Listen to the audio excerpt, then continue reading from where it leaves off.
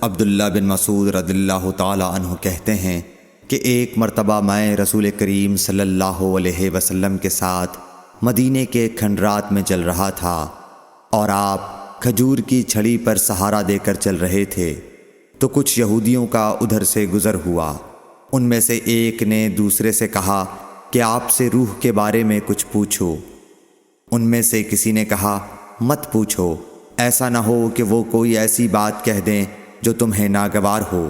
مگر ان میں سے بعض نے کہا کہ ہم ضرور پوچھیں گے۔ پھر ایک شخص نے کھڑے ہو کر کہا اے ابو القاسم، روح کیا چیز ہے؟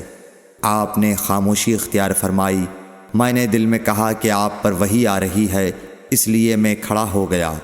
جب آپ صلی اللہ علیہ وسلم سے وہ کیفیت دور ہو گئی تو آپ صلی اللہ علیہ وسلم نے قرآن کی یہ آیت جو اس وقت نازل ہوئی تھی تلاوت فرمائی۔ اے نبی، تم سے یہ لوگ روح کے بارے میں پوچھ رہے ہیں، کہہ دو کہ روح میرے رب کے حکم سے ہے اور تمہیں علم کا بہت تھوڑا حصہ دیا گیا ہے، اس لیے تم روح کی حقیقت نہیں سمجھ سکتے۔ صحیح بخاری حدیث نمبر 125۔